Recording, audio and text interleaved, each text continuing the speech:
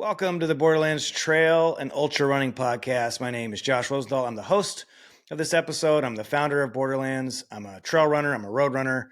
I'm just a runner at this point, and I'm super stoked on it. Today's episode is all about where Borderlands is going. I think for those of you who've been, let's say, either on the bus with me going to where Borderlands is going, or you're sort of adjacent and curious about where Borderlands is going, today's episode is hopefully going to make it more clear. I'm bringing a lot more people on board as I move toward the mission and the vision and everything that I'm trying to do over here. So it's forcing me to be more articulate on where I'm going so I can communicate it better to the people who are helping me get there. And I think that even more than serving them, that serves all of you who are the reason that I'm able to go there. So today I'm going to go into depth on where we're going, the mission, the vision, the 1-year plan, the 10-year plan, everything. I think it's going to be compelling. I think if you've liked what I've done so far, maybe this would even help you love it. If you have loved what I've done so far, this, I hope, just kind of keeps you engaged. Borderlands, somehow we're still not learning. Borderlands, we still suck at running. I'm hosting a run with Billy Yang on January 18th in Salt Lake City. So I'm going home from Paris, where we live now. Going to run with Billy, Flores Gearman, and the team of Path Projects. And then we're going to do a live podcast at the University of Utah, where I taught a class on entrepreneurship in one of the lecture rooms there at the University of Utah School of Business with Billy. It's been my chance to interview him, which is a dream come true. Plus, open up the mic to all of you who join me. So you have to find it on Ultra Sign Up, though. So go to Ultra Sign Up, search. You can just search Billy Yang, and it'll be the thing that pops up. Make sure you search events Billy Yang, not person Billy Yang, because he's also got a great body of work there as a runner on Ultra Sign Up. So join me on January 18th for the run, and then followed quickly by the live and in-person podcast. Okay, so today is I'm going to look at the 1-year plan of Borderlands and the 10-year plan of Borderlands, and it's all going to be couched in this love of trail running. So what's the mission of Borderlands?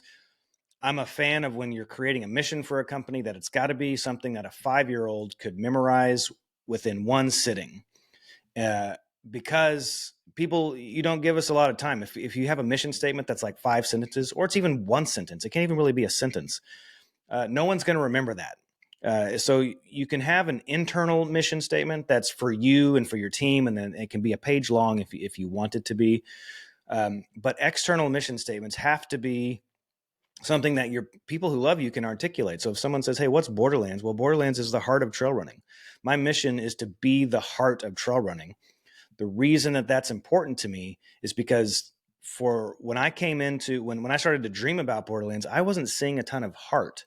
It was out there, but so much of what was being built, the businesses, the podcasts, everything that was being built around the performance of trail running. And that has its place. There's some great players in that space right now who are doing media around that and building businesses around performance, and that entails everything from apparel to media to nutrition, all of that performance. That's great. We want to perform well when we're out running, but that wasn't the content that's compelling to me. Though I would, heavily engage with when the top ultra trail races of the year, the UTMB in Western States, I would obsess over that coverage and the performances of the elite and all that. But the heart of trail running, and it can exist anywhere in the pack. It's not a back of the pack thing or a middle of the pack. I'm a back of the pack guy. I'm still aspiring to be a front of the pack guy at almost 42 years old. I haven't given up on that. I'm ambitious. I want that to happen. But I started by telling stories of the middle of the pack and the back of the pack. And that was that was fun and enjoyable. And now the mission of the heart of trail running has sort of evolved from saying that only people at the back of the pack have heart, or the heart, that's the heart that I most resonate with, and I know how to tell that story, to saying I'm looking for heart anywhere, not just performance, not robotic performance, not an interview that's about here's how I fueled, here's how I trained, I did weight training now, I'm doing some high rocks. I am in for all that stuff. It's just not what I'm creating. I'm trying to create something that's for the heart of trail running, that when you watch it, that you are moved by it. Someone who doesn't trail run can engage with the heart of trail running and feel something and understand why many of us are out there. And as Brian with me on Bad Runner's Take and now on his own podcast, Wolfie's World, is really trying to explore and articulate and create more understanding around why people run. Even as we work to articulate that, we are still in this space where we can say, we don't exactly know why. We can't fully put our finger on it, but we know that when these stories of heart are told, when they're put on display, that grandma is moved by it, that my kids are interested in it, that heart transcends beyond those who understand what we're doing. And that's incredibly critical if our sport's going to grow. Right now, the compound annual growth rate of our sport is about people who are participating in it. The growth of our sport is not happening outside of participation. So how does it transcend and go beyond participation for people to consume it? Meaning we're growing because there's more runners. I'd love to see our sport grow because there's more people who just want to watch it and consume it because it's such a beautiful, beautiful struggle and a beautiful suffering that we can start to shed light on and articulate. So when I'm building this, I'm looking at a 1-year plan and a 10-year plan. I had really a distinct pleasure of having a one-on-one lunch with a guy named Fred Mosler. Actually, there were 3 of us there. My friend Andy, who set it up, which was amazing of him, had lunch with Fred Mosler. Fred Mosler was like employee number 1 of Zappos. If you've ever read Delivering Happiness, Fred wrote one of the chapters. Just an icon in the industry. I mean, Zappos sold for I don't know how many billions to Amazon. Tony Hsieh, he worked very closely with Tony Hsieh. And I was sitting down with him because I was thinking, hey, could he be an investor in my coffee roasting company? I'm really interested in this meeting. And if you're an entrepreneur or if you're just aspiring to grow, I hope that you have these moments like I had with Fred, where sometimes your ass just gets handed to you. And as a result, you could either lick your wounds or you can move forward and trying to be better for it. He gave me plenty of reasons why he wasn't going to invest in what I was doing.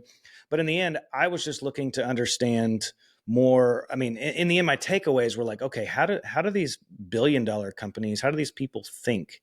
And it was super enjoyable on that level. And what I take with me this day is not, hey, here's where where La Barba Coffee wasn't ready for investment.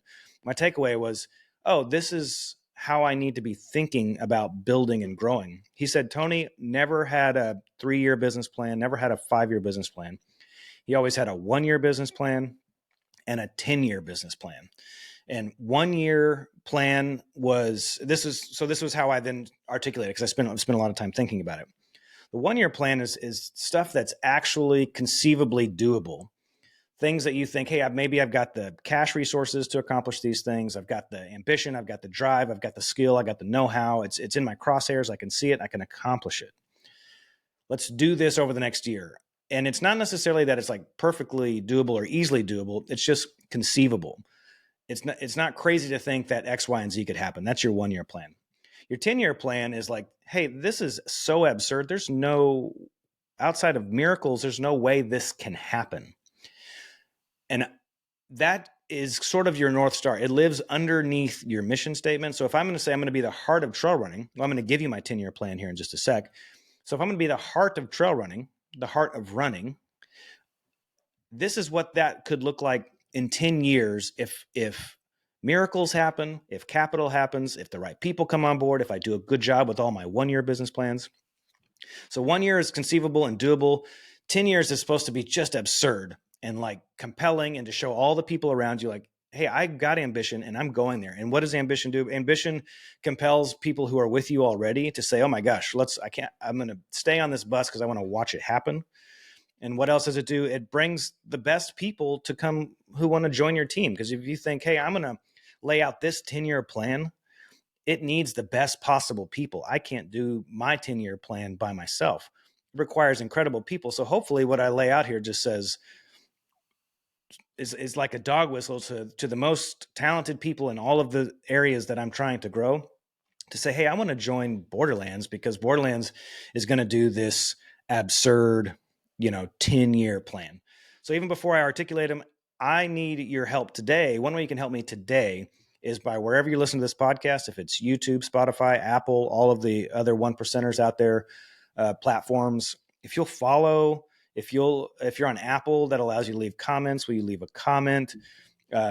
Anything that you can do on that level to say, to show all the algorithms that you're an interested and engaged listener and participant in what I'm doing, that's tremendously helpful. And then beyond that, to just simply share it with other trail runners. But I know that the onus is on me in order for you to want to share with other people. I've got to create compelling stuff. So don't share it just to share it, but just in case it's not in your imagination to be sharing this podcast, like if you come across something compelling and you can think of someone who would also enjoy it, please pass it along to them. That is incredibly helpful. Okay. So 10-year plan, this is where I want to be in 10 years. It's 2025. This is where I want to be in 2035. I'm going to redefine running media. I'm going to create meaningful connections. I'm going to create meaningful communities, and I want to elevate the global running culture. I'm going to do that through tech, through better storytelling. I think there's a massive opportunity in storytelling, massive opportunity in creating useful tech. Live experiences, which is a big part of my background, that I have not initiated yet with Borderlands because it is so exhausting and I'm waiting for the right time. And when I do, I do believe that it will be special. Not quite there yet. Live experiences, and I will change the way that runners engage with each other and with the sport itself. That's where Borderlands is going. And I feel like I can get us there. If miracles take place, capital is around, and the right people come on to join me. So my 10-year goal is something that we can't do. I mean, really, that last piece is it. I will change how runners engage with each other in the sport itself. That's where my head is. That's where my heart is. And I want to change it because I think it can get better and better. Someone is going to do it. Here's the hard part for those of you listening and think, oh man, don't entrepreneur my sport and ruin it. Like, I just want to be this dirtbag trail runner. Well, I do too. But here's the reality is that someone is going to do it. Someone's going to do the stuff that I'm saying. And I want it to be me because I'm coming from a position of my mission statement is no one's going to have that same mission statement that's about the heart of trail running. So if someone's going to change the way that we engage with each other and the sport itself on a global scale, I want it to be someone who cares about the heart of trail running and not the performance. So those things are going to end up being pulled apart. Performance is going to probably have its own clear lane, and heart is going to have its own clear lane, just like And One had its own lane and the NBA had its own lane. And I'm building the And One. But what I'm hoping is that unlike And One ended up falling apart, ended up losing its place. Great documentary on it on Netflix. I highly recommend. But what I'm hoping is that I'm going to challenge the way that the performance people do their media and accomplish their goals, because what I want to build over here is going to have such an impact. So again, why do I have that ambition? Because I believe that the heart of trail running should be the ethos behind how this sport changes and evolves globally. And I want to have a part of it. So there's my ambition on the 10-year. The 1-year plan, this is the stuff that I think is actually conceivable, doable, need capital to do it, need to increase revenue to do it. But this is the stuff that I think over the next, let's say, year or so, that it is doable. Not easy, but it's conceivable that in my imagination that if I play my cards right, I get lucky on a few scales, few levels, that this stuff will happen. So here's where I'll start is with the podcast. The podcast, I mean, maybe even just by way of review, I started it less than a year ago as I recite this podcast now. Started on my 41st birthday, January 13th-ish. I released my first episode with Elsa Jaworski. And since then, I've done 117 episodes. This episode, when I release it, will be episode 118 of the podcast in less than a year. With my 1-year anniversary podcast is gonna be the Billy Yang podcast that I'm going to do in person with him in Salt Lake on January 18th. And all are welcome to join. Everyone that I reached out to, almost everyone, and I'm going to call out one of the people who said no. The only person that I can recall that said no, and that's Taylor Spike, who I really admire and also trust that he didn't feel comfortable with it. I'm calling him out because I like him so much. He's a great follow on Instagram. He's an inspiring dude. He cares. He's the only person that hasn't came on the podcast that I've invited. I've invited everybody that I could think of. And I had Mike Versteeg, who I really admire, Candace Burt, who I think doesn't get enough credit for what she's done and the way that she has changed the sport. I don't know that anybody has had a more marked and obvious impact on the sport than Candace Burt. And the impact that she's had, that the credit that she deserves has been given to other people in the sport, in my opinion. And I hate that because I think she is an absolute baller in what she's done. And I love that she's pushing the envelope again with the Arizona Monster, 309 miles to the Arizona desert and mountains and wherever that thing goes. Chris McDougall, who wrote Born to Run, joined me, which was incredible. Mike Herrera, lead singer of MXPX, which was, gosh, I was a kid in a candy store. I was so stoked on that. Mickey Rayfield, who played harmonica with Willie Nelson. So many notable and non-notable people who were all about this mission of the heart of trail running. Or at least that's what I was pulling from them was heart of trail running. And that won't stop in the coming year. But what you're going to see in the podcast over the next 12 months is a very clear movement from me, Josh, to we as a team of people doing podcasts. So I'm moving from me to we in the podcast. And my goal, though, is to 10x the listeners of the podcast by this time next year. My path to do that is, I've got to do better content. My content alone, you can have horrible everything, but great content. It can be poor quality, but great content, and it could 10x. So the onus is on me. I've got to get better with my titles, my SEO, my SEM. Any of you out there who are experts on that with podcasts, DMs are open. Hit me up. I'm trying all the time to figure out how to title better, all the stuff that allow people who are searching for podcasts to find them. But everything's got to elevate. I've got to elevate for my episodes. Quality's got to get better. Content's got to get better. But then I'm going to bring more people on. So you've seen me do this with Brian Peterson, Wolf Runner, which has been an absolute delight on my end to have him. He's become a voice of Bad Runner's Take, which was initially my conception to how I want to infuse my voice into current events in running. And he's joined me and he's made it better. He's great. He's great at thinking up conversation topics. I mean, just gifted on so many levels. And so we've just released Wolfie's World.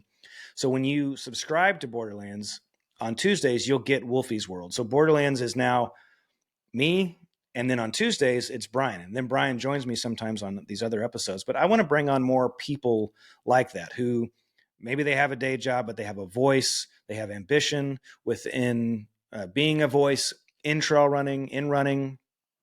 And I want to bring them in and put them on the feed. So Borderlands does the editing, does all the content, production, all the promotion, and the talent, like Brian, spends time focusing on what he wants to say and how he wants to say it.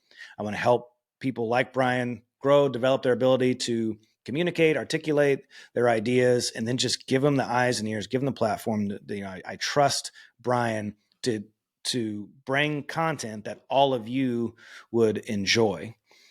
And I'm looking for more people to do that with, in as much as they fit the ethos. Brian and I fancy ourselves as free thinkers, meaning we really try to think about things for ourselves without just regurgitating what's been given to us. We are, untethering ourselves from brands so that brands can't control us. So if we don't like Satisfy, we can say we don't like Satisfy. If we're sponsored by Path Projects, but we don't like something about Path Projects, anyone who's, within the realm of the podcast and is a voice in that can absolutely say negative things about them. I enjoy free speech.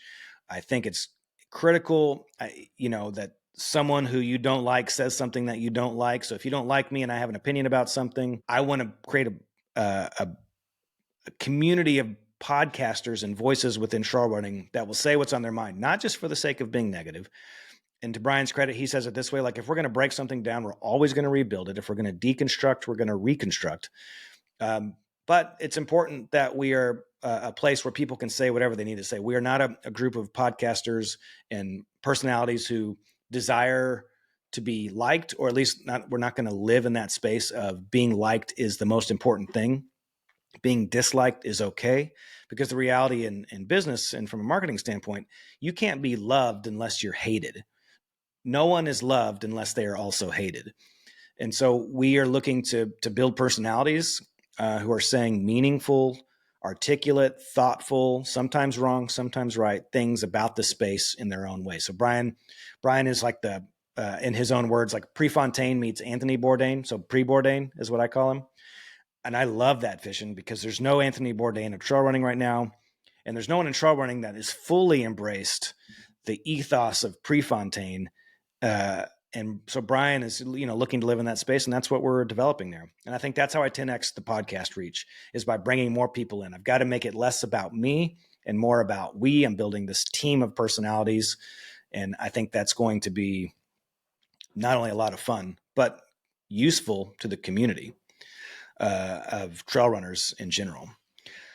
Okay, so that's the podcast itself. And that's available on Spotify, YouTube, Apple. It's available, anywhere you can find a podcast. And you help me tremendously by subscribing on YouTube, by subscribing on any of the platforms, leaving a review when they allow it. All of that sort of stuff tells the algorithm that what I'm creating is useful. Now, if you don't think that what I'm creating is useful or good, don't do any of that stuff, because it doesn't help me for you to follow me and then also not continue to listen. So again, that's where I keep coming back to. I've got to get better. I've got to make better content. I've got to make content that compels you to immediately click follow. But if it hasn't crossed your mind, hopefully it has now.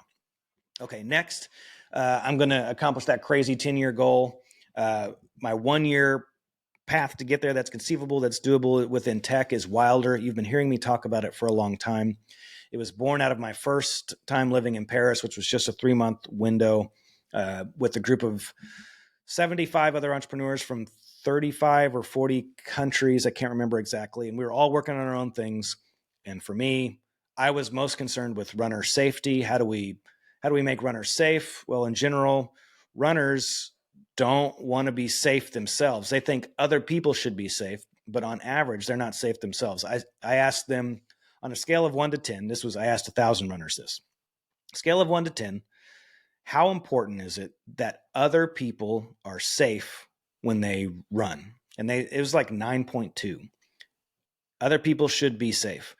And then the question was, okay, on a scale of 1 to 10, how safe are you right now as a runner? Do you carry, a Garmin InReach? Do you run with somebody? What do you, how do you handle yourself in the wilderness?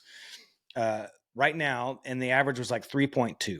So the belief was that other people should be safe, that we ourselves, we don't need all that stuff that we think other people need, because we're going to be fine. And that is the plague of ultra trail runners. When I was conceiving this, a friend of mine, Ken, told me that one of his best friend's sons went on a trail run in the La Plata. I think it's the La Plata Mountains. It's called the La Plata Enchilada. It's a trail in maybe Durango. I apologize for not nailing exactly where, but point being, he went on a run by himself and never returned. A snowstorm showed up, and who knows if he was with somebody, maybe that would have solved it. Maybe it wouldn't have. But since runners, so my heart went out to Ken, my heart went out to the community. And then again, while I was at this program in Paris, 2 other people had died on the trail. And I just thought, they don't want to be safe, so I can't build tools to make you safer. The Garmin InReach works to a degree, but it's quite an investment. And someday I want to be able to change that. We came up with so much hardware ideas that I thought was interesting, things that we could put in shoes and foam and stuff like that would force runners to have technology on them that would make them findable in the event that they were lost. That was a lot of fun to think through, but in the end, it was runners just don't want to invest in being safer. And so then I thought, well, how are runners safer? It's running together. And this was, I think, the run club boom was just getting going. And so basically I wanted to build tools that enabled people and helped people run together more often. And so that's Wylder. Wylder is a place to house your run club and to find new run clubs, to find people to run with that are safe, that are verified, all of this sort of stuff. So Wylder 1.0 is going to come out in Q1 of 2025. We did the beta last year. I did all the designs on it. I did all the Figma, and my friend Tim did all of the development. It was far from what it needed to be, but what we learned from the beta itself was encouraging enough to invest in and build Wylder 1.0. I was able to bring on 2 partners. My product partner is Sam DeRegger. He's the head of product. He actually founded La Barba Coffee with me back in 2012, but his core competency, and it is quite impressive to see up close, is his ability to build a product. And so for those of you who were part of the beta with Wylder, first, thank you. Second, you're going to be blown away by what's going to be coming out. It's everything that I had dreamed of times 20. And then I had brought on a tech partner who has to remain anonymous because he has a day job, and it's not in his best interest right now to be publicly named. But he's plugging away over the holidays, and he's getting ready for the launch of version 1.0. And in 1.0, it'll be a place where if you're a run club captain, it'll be a place for you to house your run club. If you're someone looking to run with somebody, there's going to be a place to find run clubs. So you can hop in and say, hey, I'm in Paris right now for the weekend, and run clubs will pop up, and you can find a run club to join. If you're moving here, if you're just here for a weekend for a run, there'll be a place where run clubs can just post runs. So let's say there's a club that runs along the Seine River here in Paris on Saturdays at 8:30 a.m. and they run at a pace of 10 minutes and 30 seconds. And afterwards, they're going to go have coffee at Starbucks. You can hop on and look for that while you're visiting to say, hey, I don't want to go run alone. I don't know where to go run. I want to run with a trusted group, a verified group of local runners who can show me somewhere cool. And you can hop on and you can do that. So that's what's coming. If you're a run club captain or a manager, or you're the leader of a run club, our hope is that you will bring that run club into Wylder.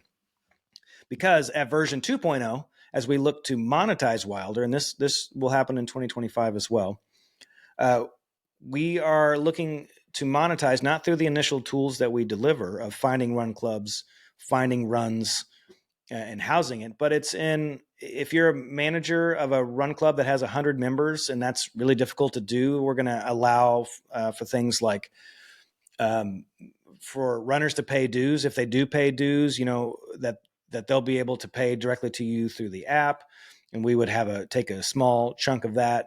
A place for run club captains, if you want to create and sell merch, like they'd be able to do that right in the run club. There would be a lot of things in that vein that we want to monetize. One that I don't know if we'll make it in 2025, but I'm extremely excited about. Some of you might remember that Borderlands used to do something called Tequila Highway events.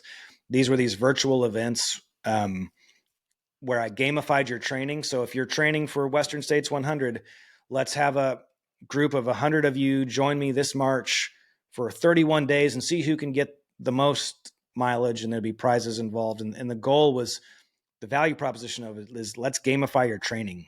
If what I love so much about the actual race itself, it's hard to find that in training. I don't always love the process. I love game day, but I don't always love the process. That's probably part of my problem, is how do we make part of the process feel a little bit more like game day? And that was through Tequila Highway. It was wildly successful. It kept me too busy. And so I thought, okay, this is great. Now I need to be able to scale this. And so we're going to put it in the app and make it, and we will monetize. Our goal is to monetize off that. But the thing we won't monetize is bring your run club. You'll be able to communicate with them. You'll be able to schedule runs. You'll be able to banter back and forth, share together, all the stuff that you love about your run club when you're not running. You'll be able to do it there. But the ultimate goal of the app is to get you out of the digital world into the physical world, running together.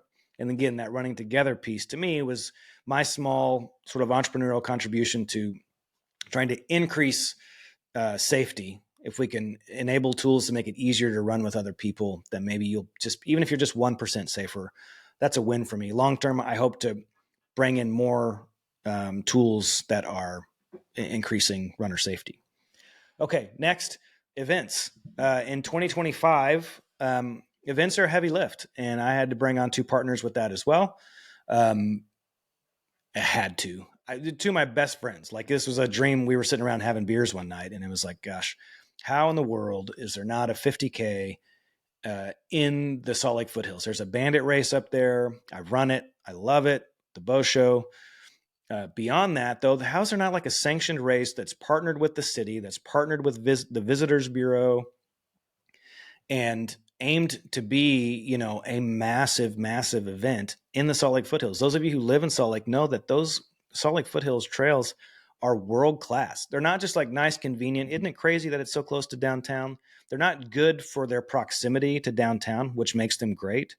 They're great in and of themselves. They are wonderful. It's a wonderful trail system. Salt Lake City has done an incredible job of building out those trail systems. They're owned by the city. And so we were having beers one night and thought, hey, why don't we do a 50K? And we had a funny name for it that we decided not to go with. It was probably in the best interest to not go with.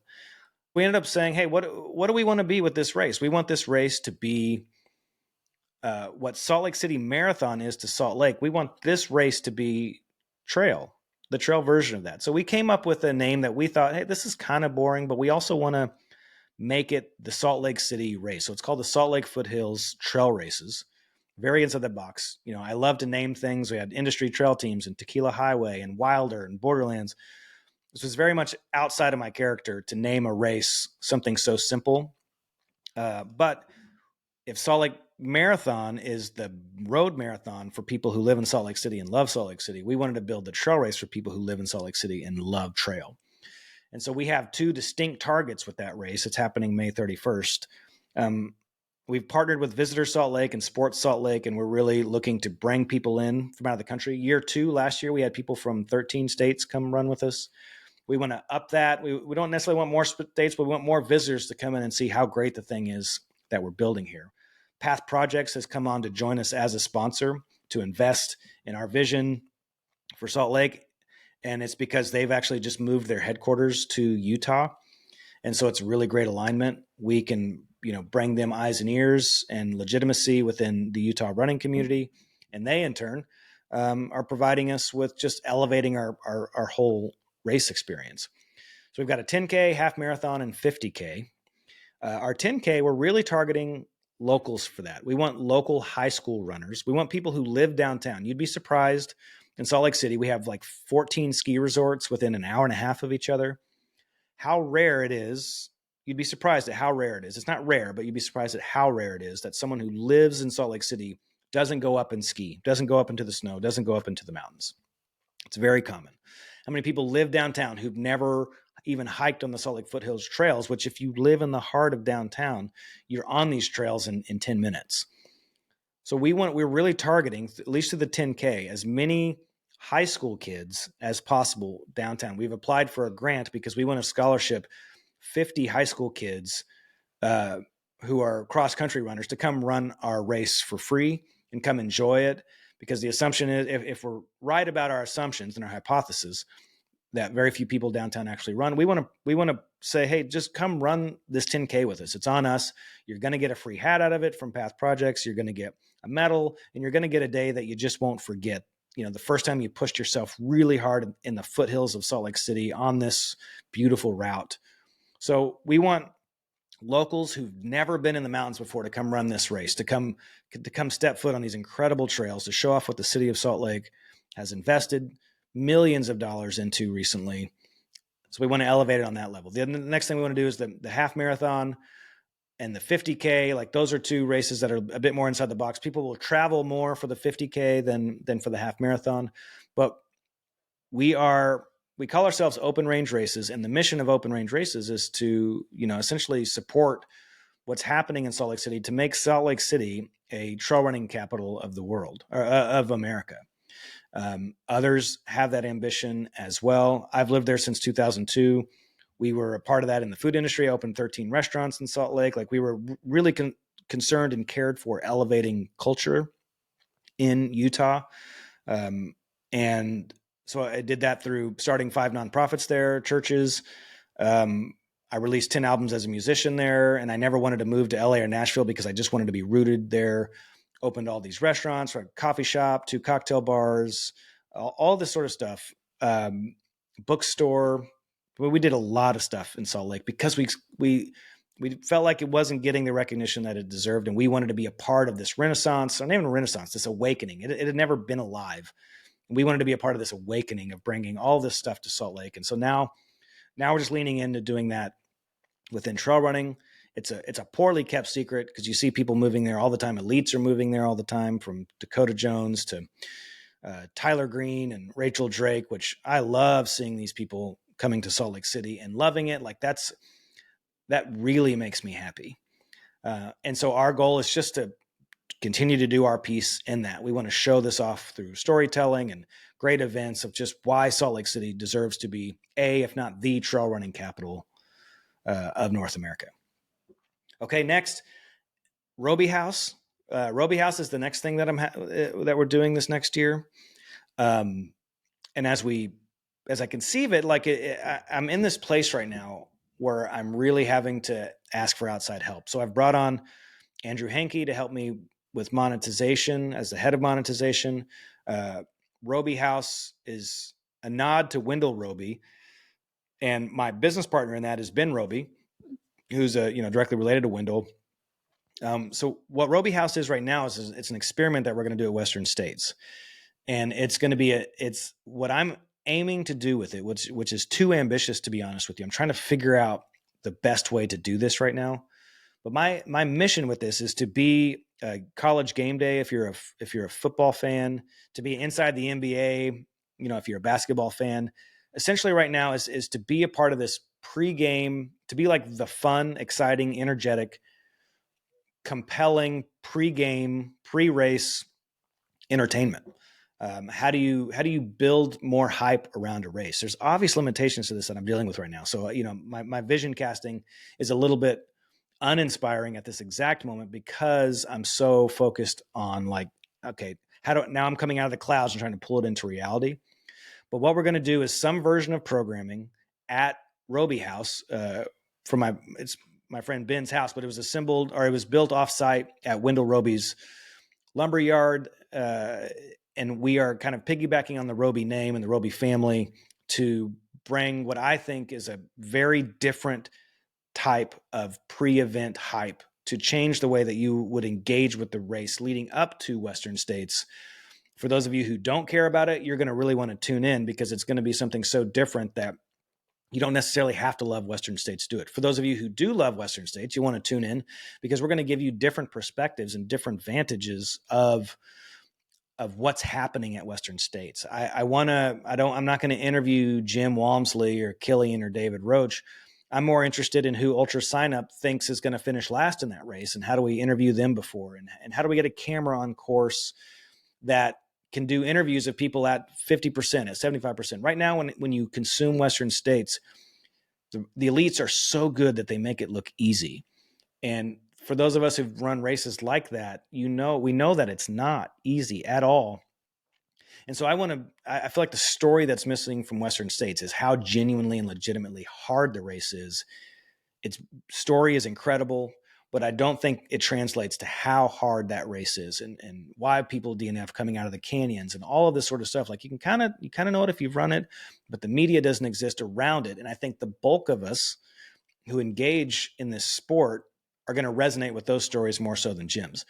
That said, I will consume when Free Trail interviews Jim and Katie. I'm going to, and Courtney, hopefully, and Killian and everybody, I'm going to engage with that because I love that and I care about that. But not everybody does.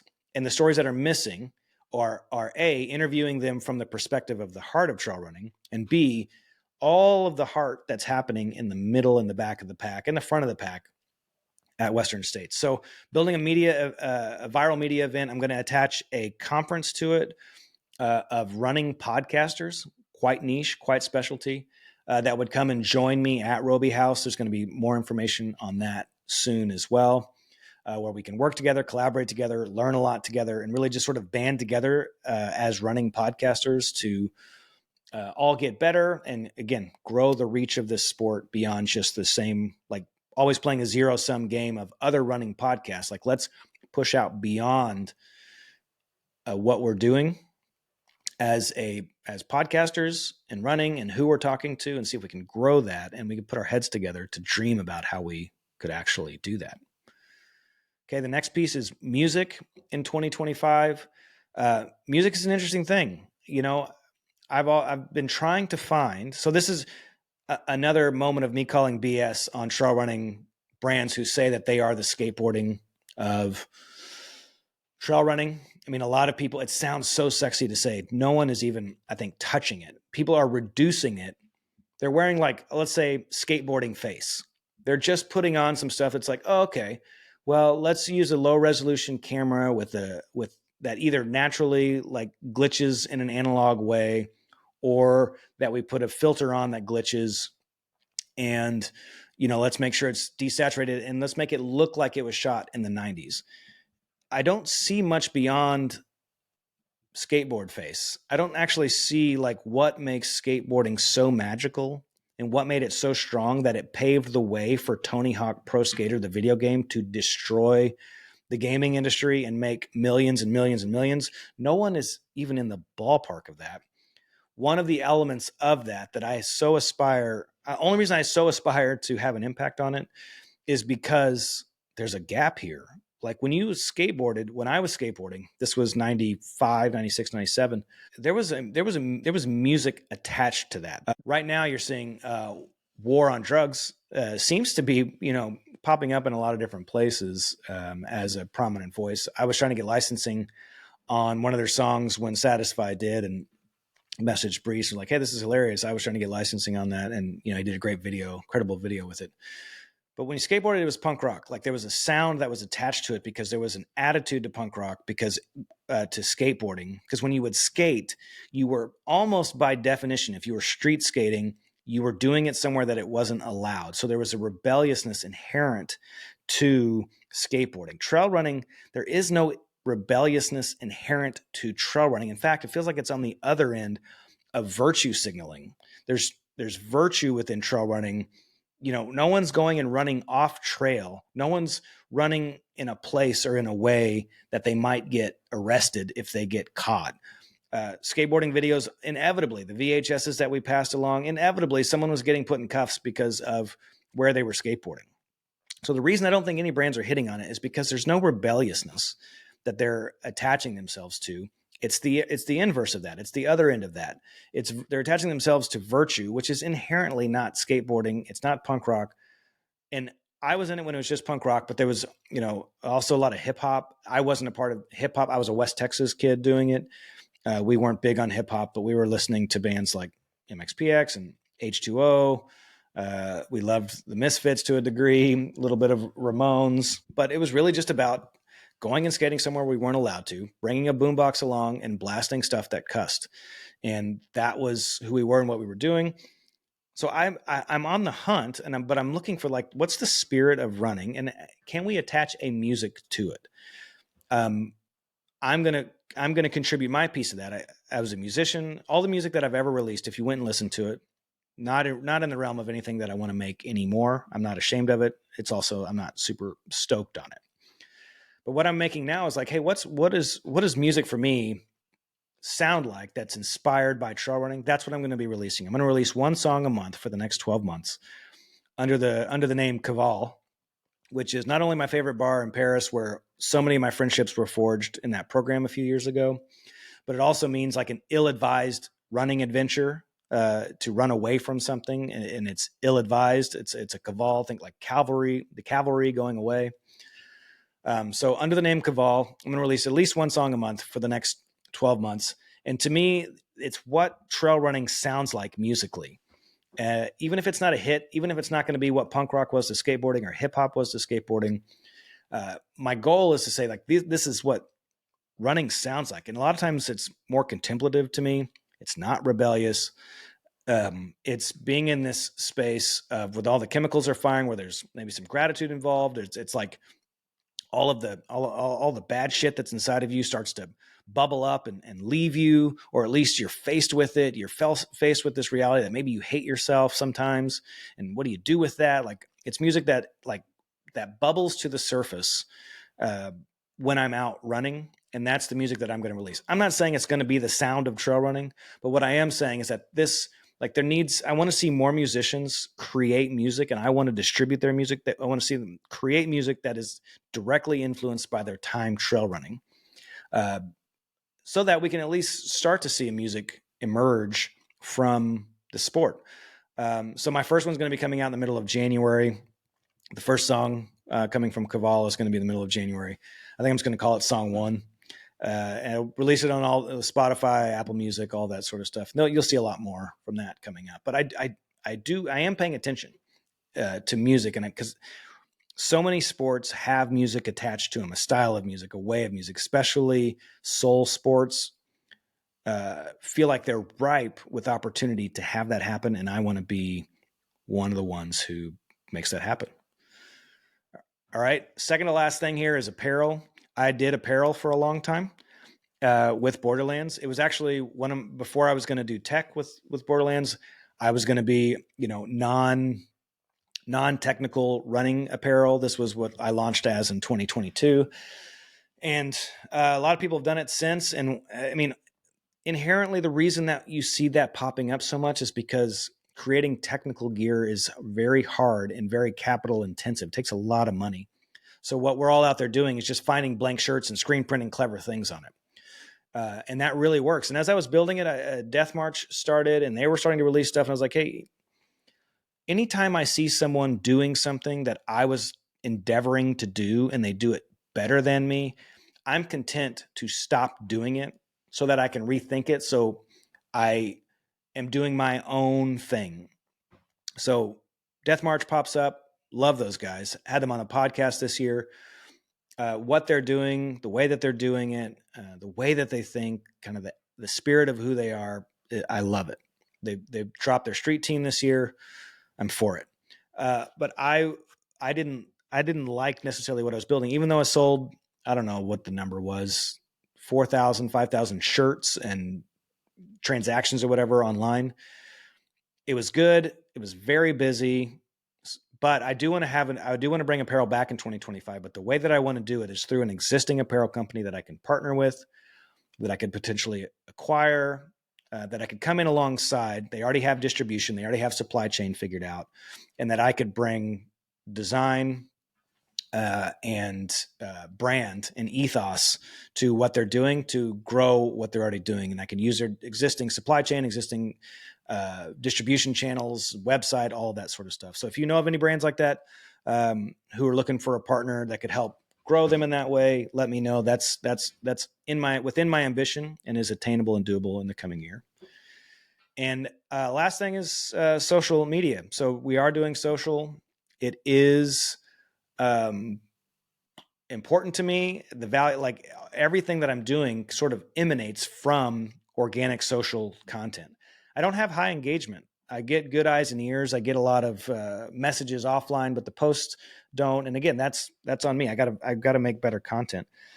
But everything I just named, from podcast to Wylder, events, Robie House, music, everything is going to be, it just gets pushed through social. So that's the place and the purpose of social. Whew, that was a mouthful, but that's where we're going. So in 10 years, I want to change the way that runners interact with each other and engage with the sport entirely. And I want to be a part of bringing the outside world into our sport to see what we're doing and to show it off.